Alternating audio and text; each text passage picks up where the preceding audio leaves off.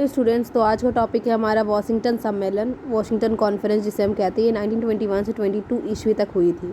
यह सम्मेलन अमेरिका के द्वारा वाशिंगटन में किया गया था। इस सम्मेलन में अमेरिका, ब्रिटेन, फ्रांस, चीन, जापान, इटली, पुर्तगाल, बेल्जियम एवं हॉलैंड ने भाग लिया था। रूस इस सम्मेलन में हिस्सा नहीं लिया। इस सम्मेलन में कुछ 6 संधियाँ की गई और 12 प्रस्ताव पास हुए थे। चलिए वाशिंगटन सम्मेलन की संधियों के बारे में पढ़ते हैं, क्या प्रस्ताव पास हुए थे, इसके परिणाम क्या थे, इसको आगे हम लोग देखते हैं। पंच शक्ति, 9 सैन्य शक्ति। यह संधि अमेरिका, जापान, फ्रांस, इटली और ब्रिटेन के बीच 9 सैनिक शक्ति संतुलन को बनाए रखने के लिए की गई थी। इस संधि में यह तय की गई थी कि अमेरिका 5, इंग्लैंड 5, जापान 3 तथा फ्रांस 1 युद्ध पोत रखेगा और अगले 10 सालों तक कोई भी देश नए युद्ध पोत का निर्माण नहीं करेगा। ये संधि 1930 तक लागू रहेगा और इसके बाद कोई भी देश 20 वर्ष की नोटिस देकर इस संधि से मुक्त हो सकता है।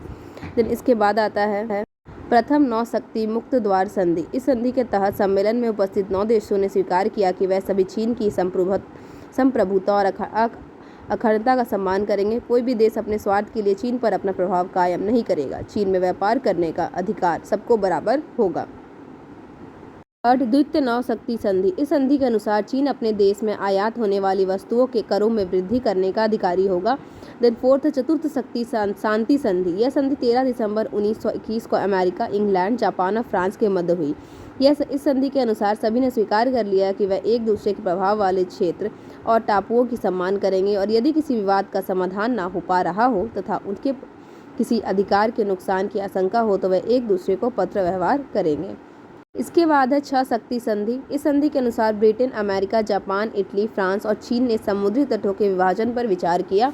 फिर अमेरिका जापान की संधि। कैरोलाइन द्वीप समूह के पश्चिमी भाग पर 80 वर्ग किलोमीटर पर 4 टापुओं का समूह है जिस पर पेरिस शांति सम्मेलन के बाद जापान का कब्जा हो गया था। वाशिंगटन सम्मेलन के बाद अमेरिका ने भी जापान के साथ संधि करके एक द्वीप पर अधिकार प्राप्त कर लिया। इसके बाद इस द्वीप समूह को स्वतंत्र प्रदेश की मान्यता मिल गई। इसके बाद अमेरिका जापान तनाव कम हो गया। इसके बाद हम देखते हैं कि इसके परिणाम क्या क्या थे, मतलब इसके परिणाम क्या थे वाशिंगटन कॉन्फ्रेंस के।